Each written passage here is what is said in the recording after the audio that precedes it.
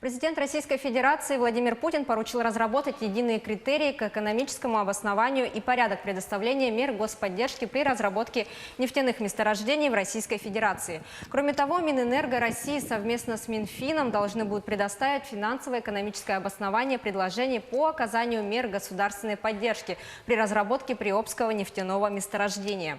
По поручению президента в России до 31 декабря 2019 года вводится мораторий на оказание новых мер господдержки при разработке месторождений нефти до завершения инвентаризации. За первое полугодие 2019 года в России выявили 154 финансовых пирамиды против 168 пирамид за весь 2018 год. При этом отмечается, что крупных финансовых пирамид в стране в настоящее время нет. Большинство из выявленных – это компании, которые только начинают привлекать граждан. Пирамиды работали в формате онлайн-проектов, микрофинансовых организаций и потребительских кооперативов.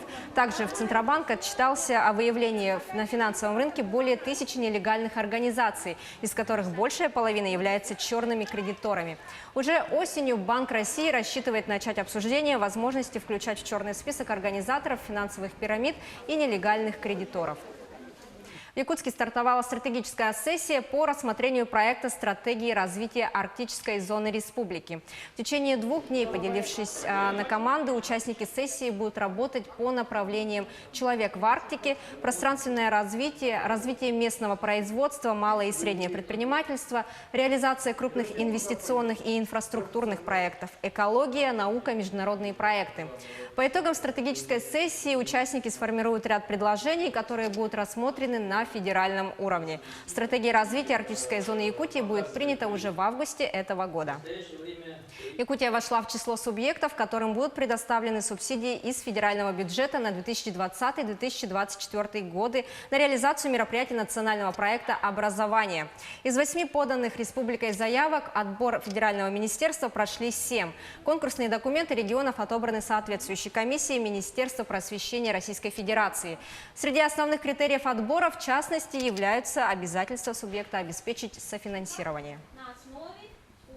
Авиакомпания «Якутия» планирует увеличить чартерные перевозки в страны Азиатско-Тихоокеанского региона до 30% в общем объеме перевозок. Рынок чартерных перевозок планируется развивать из аэропортов Владивостока и Хабаровска в Азиатско-Тихоокеанский регион и нарастить долю зарубежных чартеров до 30% в общем объеме авиаперевозок авиакомпании. Как отметили в самой компании, рост чартерных перевозок позволит нарастить объем международного выездного туризма в республику. Дочка Алроса ПАО «Севералмаз» подвело итоги работы за первые 6 месяцев текущего года. За этот период предприятие произвело почти 2 миллиона карат алмазов, что почти на 340 тысяч карат больше, чем за аналогичный период прошлого года. С января по июнь текущего года на Ломоносовском ГОКе было добыто более 1 миллиона 800 тысяч тонн руды. Из обработанной руды было извлечено более 700 кристаллов алмазов специальных размеров. Самыми большими среди них были 2 ювелирных алмаза весом 69 и 43 карата. Стоимость отдельных камней данной весовой группы доходит до 200-300 тысяч долларов за один кристалл. Ну а компания «Полюс» по итогам первого полугодия увеличила производство золота на 16% по сравнению с аналогичным периодом прошлого года. Выручка от продаж золота в январе-июне выросла на 26% и достигла свыше 1,5 миллиарда долларов США. Во втором квартале добыча золота составила 684 тысячи унций, увеличившись на 14% в годовом выражении. Отметим, что золотодобывающая компания «Полюс» имеет ключевые предприятия и проекты в Красноярском крае, Иркутской и Магаданской областях, а также в Якутии. Это были все новости экономики.